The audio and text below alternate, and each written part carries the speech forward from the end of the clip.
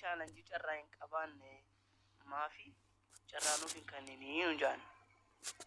Silaafuu koo badhaasa kan fudhatu reediidha tokkoffaa kan ba'e. La solo ko. No dhageeffadha dhaabu godhu kan gubbaadha. Solo.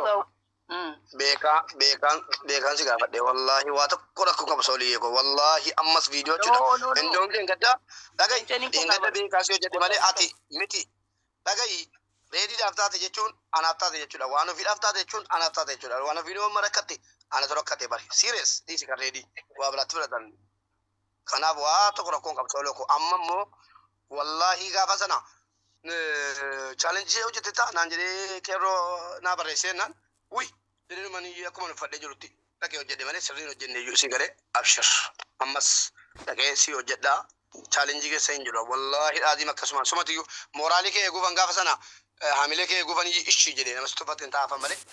Ana yo barbadi na. Saat itu tu am fit na. Amma kat. Ready you akka badhaasichi nama biraa biran seennee fiyyuu hojjetee badhaasa abbaa barbaadde kenni abbaa barbaadde dorgomsiisu waan barbaadde laayikii danuu jedhi yoo naan waan jaarsa kee wallahi solo ko akkasumas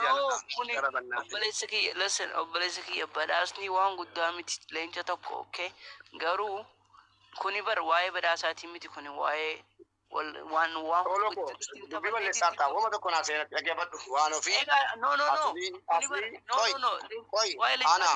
waan ofii aslii maki